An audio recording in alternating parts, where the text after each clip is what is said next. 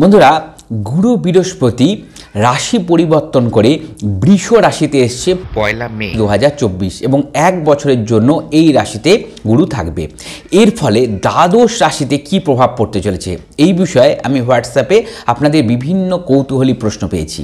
সেই প্রশ্নের নিরসনের জন্য এই পর্বের উপস্থাপনা, অর্থাৎ আমরা আজকে জানবো রাশিভিত্তিক দ্বাদশ রাশিতে বৃহস্পতির গোচর হয়েছে এবং এক বছরের জন্য কি প্রভাব দেবে সেই বিষয়ে পুঙ্খানুপুঙ্খ আলোচনা করব। আমি আচার্য ঋত্বিক চক্রবর্তী, সহজ ভাষা ধর্মকথার এই নতুন পর্বে আপনাদের সকলকে জানাই সুস্বাগতম। বন্ধুরা, এখনও পর্যন্ত আপনারা আপনাদের এই প্রিয় চ্যানেল সহজ ভাষা ধর্মকথাকে যদি সাবস্ক্রাইব করে না থাকেন তাহলে প্লিজ সাবস্ক্রাইব করে পাশে থাকা বেল বাটনটা কিন্তু অবশ্যই ক্লিক করে দেবেন। চলে আসছি আজকের মূল বিষয়। সিংহ রাশির যারা জাতক জাতিকা তাদের কাজ কর্মে নতুন সুযোগ অবশ্যই পাবেন। এই গোচর অর্থাৎ বৃষ রাশিতে এই যে বৃহস্পতির গোচর, সেটা সিংহ রাশির জাতক জাতিকাদের জন্য নতুন নতুন কর্মে রাস্তা খুলে দেবে। অর্থ রোজগারের পরিমাণ বাড়বে, পরিশ্রমের মাধ্যমে আপনাদের অর্থ রোজগার বাড়বে। অর্থাৎ আপনাদের কিন্তু মন থেকে যে ল্যাগিসি অর্থাৎ এই যে একটু ধীর গতি সেটা দূর করতে হবে, পরিশ্রম করতে হবে, খাটতে হবে এবং তার ফলে কিন্তু আপনারা ভীষণভাবে সেটাকে অর্থে কনভার্ট করতে পারবেন। অর্থাৎ যে পরিশ্রমটা করছেন তার অর্থমূল্য আপনারা কিন্তু সম্পূর্ণরূপে তুলে নিয়ে আসতে পারবেন। বাড়িঘর কেনার সুযোগ পাবেন এবং সেই বাড়িঘর কেনাটা কিন্তু আপনাদের পক্ষে খুব বেটার হবে। অর্থাৎ সেটা কিন্তু আপনাদের শ্যুট করবে, আপনাদের যে রাশি অনুযায়ী সেটাকে শ্যুটও করবে। অর্থাৎ সিংহ রাশির জাতক জাতিকাদের এই বছরের জন্য অবশ্যই বাড়িঘর কেনার দিকে ঝোঁকা উচিত। বন্ধুরা, এছাড়া আপনাদের জনপ্রিয়তা উত্তরোত্তর বাড়তে পারে। অর্থাৎ বিশেষ করে যারা জনপ্রিয়তা চাইছেন, বিভিন্ন রকম ফিল্ডে আছেন, কেউ পলিটিক্সে আছেন বা কোনো রকম টিভি বিভিন্ন রকম সোর্সে কাজ করছেন, সিংহ রাশির জাতক জাতিকা তাদের জনপ্রিয়তা উত্তরোত্তর কিন্তু বৃদ্ধি পেতে চলেছে জনমানুষের মধ্যে। কন্যা রাশির জাতক জাতিকা এই সময় নতুনভাবে নিজেকে মেলে ধরার সময় আপনাদের, এবং সেটা আপনারা করতেও পারবেন। লোকের সাথে যোগাযোগ আপনাদের বাড়তে পারে এবং সেটা আপনাদের দরকার। অর্থাৎ যত বেশি কমিউনিকেশন করবেন, লোকের সাথে যোগাযোগ বাড়বে, সেটা কিন্তু আপনাদের নতুন নতুন সুযোগের রাস্তা খুলবে। বৃহস্পতি গ্রহের কৃপা আশীর্বাদ আপনারা পাবেন। স্ত্রীর সাথে কোনো অশান্তি হতে পারে এবং সাংসারিক অশান্তি যাতে না হয় সেই জন্য মাথা ঠান্ডা করে চলতে হবে, নাহলে কিন্তু স্ত্রীর সাথে মতপার্থক্য এই সময় বাড়তে পারে এবং স্ত্রীর শরীর স্বাস্থ্য কিন্তু কোনো খারাপ হতে পারে যারা কন্যা রাশির জাতক জাতিকা আছেন। লোকের সাথে একটু মিলেমিশে থাকার চেষ্টা করবেন, সমাজের লোকের সাথে, তাহলে কিন্তু সুযোগ নিয়ে আসবে তারাই আপনার জন্য। ভাই বোনেদের সাথে ঝামেলা অশান্তি দূর করবেন এবং এমন একটা ফিলিংস হতে পারে কন্যা রাশির যে আমার অনেক কিছু শেখা হয়ে গেছে, আর কিছু শেখার নেই। এই ভুল ধারণার বশবর্তী হবেন না।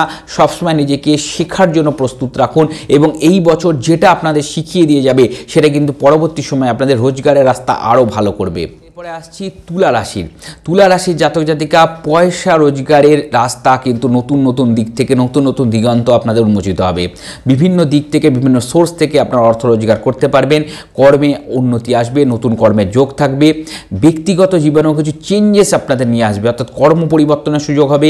নিজেদের ব্যক্তিগত দিক থেকে অর্থাৎ শরীর স্বাস্থ্য ইত্যাদি মানসিকতা কিছু চেঞ্জেস আপনারা পাবেন, সেটাকে বেটারমেন্টই হবে। অর্থাৎ আগের থেকে নিজেদের আরও বেশি ঝকঝকে, আরও বেশি সুন্দরভাবে নিজেদেরকে রিপ্রেজেন্ট করতে পারবেন। এই পরিবর্তনটা আপনাদের অ্যাকসেপ্ট করা উচিত, তাহলেই কিন্তু আপনাদের ভালো হবে। এবং বন্ধুরা, এই সময়ের মধ্যে কিছু খরচ বেড়ে যেতে পারে, সেই জন্য তৈরি থাকবেন এবং নিজের জন্য একটু বেশি সময় দেওয়ার উচিত তুলা রাশির জাতক জাতিকাদের। নিজের জন্য সময় বলতে একটু ধ্যান, একটু প্রাণায়াম, একটু ব্যায়াম এগুলোর মধ্যে থাকতে হবে এবং ব্লাড প্রেশার, সুগার, কোলেস্টেরল এই রকম সংক্রান্ত সমস্যা হতে পারে, সেইগুলোর জন্য কিন্তু একটু মানসিকভাবে প্রিপেয়ার্ড এবং শারীরিকভাবেও কিন্তু প্রস্তুত নিতে হবে যাতে এই রকম সমস্যাগুলো না হয়। তুলা রাশির জাতক জাতিকা বাড়িঘর যদি কিনতে চান অবশ্যই কেনার সুযোগ পেয়ে যাবেন। যারা বিক্রি করতে চাইছেন, অনেকদিন ধরে বিক্রি করতে পারছেন না, বাধা আসছে, জমি জায়গা বিক্রি করার চেষ্টা করছেন, তাদের কিন্তু সেই সুযোগ আসবে। ভালো দামে কিন্তু আপনারা বাড়ি বা জায়গা জমি বিক্রি করতেও পারবেন এবং শুধুমাত্র শরীর স্বাস্থ্যকে একটু নজর রাখা আর পরিবর্তনকে অ্যাকসেপ্ট করা, নতুন সুন্দর পরিবর্তন কিন্তু আপনাদের জন্য অপেক্ষা করছে তুলা রাশির জাতক জাতিকা যদি আপনি হন। বৃশ্চিক রাশির জাতক জাতিকা, খুব ভালো সময় বৃশ্চিক রাশির জাতক জাতিকাদের জন্য, অত্যন্ত ভালো সময় এবং এই সময়টা কিন্তু কাজে লাগাতে হবে। গুরু বৃহস্পতির এই যে গোচর, এই গোচর আপনাদের আগে যে সমস্ত কাজ পেন্ডিং ছিল সেই সমস্ত কাজ কিন্তু করিয়ে দিয়ে চলে যাবে এবং শুভ ফল আপনাদের চারিদিক থেকে আসবে। নতুন নতুন খুব ভালো ভালো জায়গা থেকে আপনাদের সুযোগ আসতে চলেছে। কর্মের দিক থেকে, ব্যবসায়িক ডিলিংসের দিক থেকে, বিভিন্ন দিক থেকে অর্থ রোজগারের রাস্তা খুলবে। যারা পড়াশোনা করছেন তাদের নতুন নতুন ইউনিভার্সিটি বা নতুন জায়গায় যদি তারা যোগাযোগ করেন সেই সুযোগগুলো আপনারা পেতে শুরু করে দেবেন, সেই রাস্তা আপনাদের খুলে যাবে।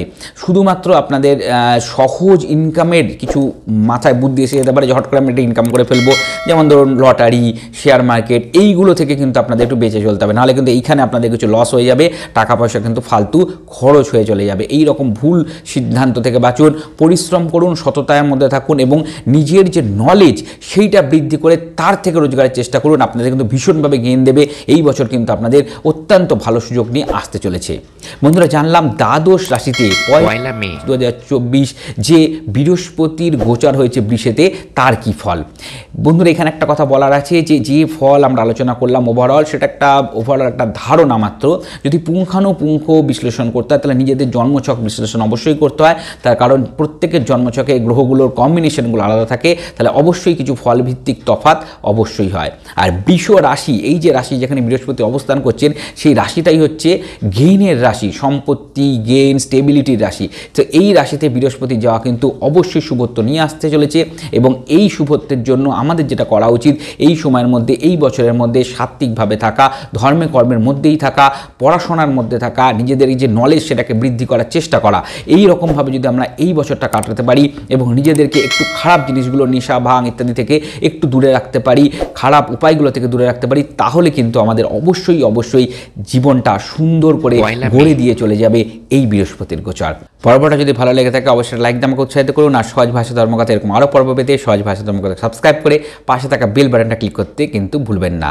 দেখা হবে পরবর্তী পর্বে। সকাল ভালো থাকবেন, সুস্থ থাকবেন, নমস্কার।